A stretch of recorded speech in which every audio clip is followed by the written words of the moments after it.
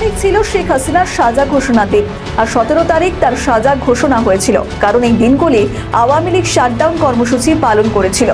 রাজনৈতিক মহল বলছে সেই সময় যদি সেনা কথা শুনতো তাহলে পদ্মাপাড়ের পরিস্থিতি এত ভয়ানক হতো না, চিত্রটা একেবারেই আলাদা হতো। তারেক ফেরায় নেতাকর্মীরা যে চাতক পাখির মতন বসেছিলেন সেটা এখন আর বসে নেই বার্তার জন্য। অক্সিজেন পেয়েছেন নেতাকর্মীরা। আবার আওয়ামী লীগও এখন বিএনপির সঙ্গে হাত মিলিয়েছে। যারা একটা সময় একে অপরের বিপক্ষে ছিল তারাই এখন একে অপরের পক্ষে। আওয়ামী লীগের তরফ থেকে বলা হয়েছে যদি বিএনপি ক্ষমতায় আসে তাহলে যেন তারা একটা সুষ্ঠু নির্বাচন করায়। ভিডিওর কিছু অংশ প্রথমে দেখে নিশ্চয়ই বুঝতে পেরেছেন ভিডিওটি খুবই গুরুত্বপূর্ণ হতে যাচ্ছে। সেটি দেখতে ভিডিওটির সাথেই থাকুন। আসন্ন 12 ফেব্রুয়ারি বাংলাদেশের নির্বাচন।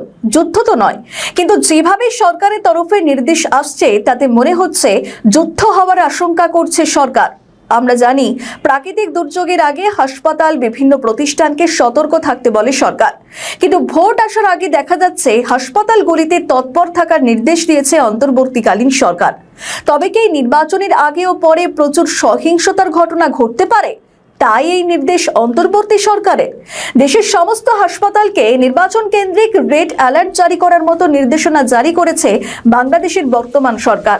9টি নির্দেশনা পাঠানো হয়েছে হাসপাতালগুলিতে। সতর্ক অবস্থা, জরুরি বিভাগে লোকজন বাড়ানো এবং সরকারি হাসপাতাল ও ক্লিনিকগুলিতে সর্বোচ্চ সতর্ক থাকার জন্য নির্দেশনা পাঠানো হয়েছে। হঠাৎ এই নির্দেশনা কেন? জানা যাচ্ছে 12 ফেব্রুয়ারি নির্বাচন উপলক্ষে দেশের সমস্ত সরকারি ও বেসরকারি হাসপাতালকে 10টি জরুরি নির্দেশনা দিয়েছে স্বাস্থ্য অধিদপ্তর। নির্বাচন চলাকালীন 24 ঘন্টা কন্ট্রোল রুম চালু রাখার নির্দেশনা দেওয়া হয়েছে।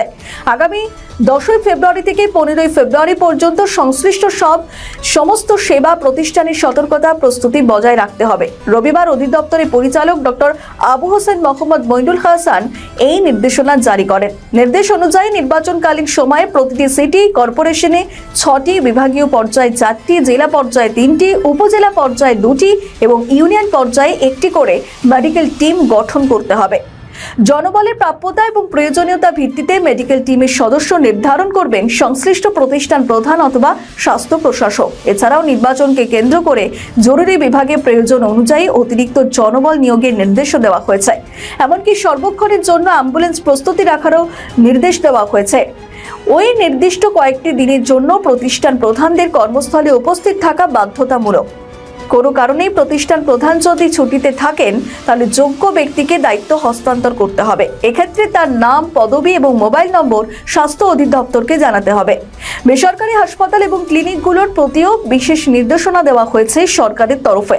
চিকিৎসকদের উপস্থিতি সার্বক্ষণিক।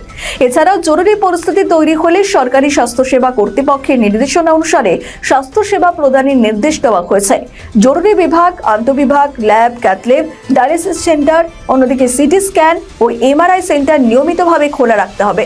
এমনকি স্বাস্থ্য উপদেষ্টা কিছুদিন আগে একটি অনুষ্ঠানে নির্বাচন নিয়ে বলতে গিয়ে বলেছিলেন, নির্বাচন উপলক্ষে মেলা বসান, উৎসব মুখর করতে হবে। এদিকে তারই স্বাস্থ্য অধিদপ্তরের এমন নির্দেশিকায় অনেকে শঙ্কায় ভুগছেন।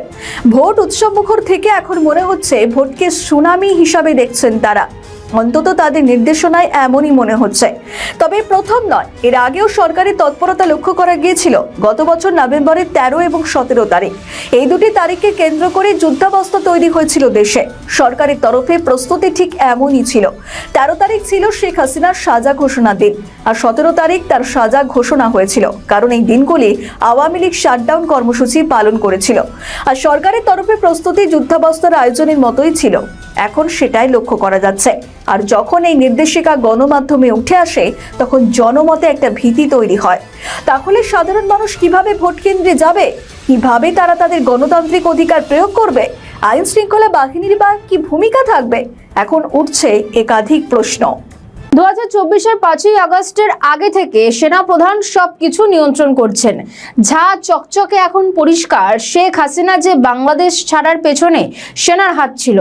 বাংলাদেশে বর্তমানে ওয়াকার বিরোধী ঐক্য দেখা যাচ্ছে, অর্থাৎ যা দোষ সব সেনার দিকে। পরিস্থিতি এমন জায়গায় পৌঁছেছে সেনার বিরুদ্ধে যখন তখন বিদ্রোহ ঘোষণা করা হতে পারে। বাংলাদেশের কিন্তু সেনার একটা বড় অবদান রয়েছে। জাতীয় রাজনীতিতে সেনা বরাবর বড় ভূমিকা পালন করে এসেছে। অন্যদিকে বাংলাদেশ সেনার হাতে খুন হচ্ছেন সে দেশের দুই রাষ্ট্রপ্রধান বঙ্গবন্ধু শেখ মুজিবুর রহমান এবং জিয়াউর রহমান। এই সেনাবাহিনী তিনটি সামরিক শাসন বাংলাদেশে কায়েম করেছে। সেনা সেই সময় সরকারের যে নির্দেশ ছিল সেটা যদি শুনতো তাহলে জুলাই গণ অভ্যুত্থানের মতো ঘটনা ঘটতো না।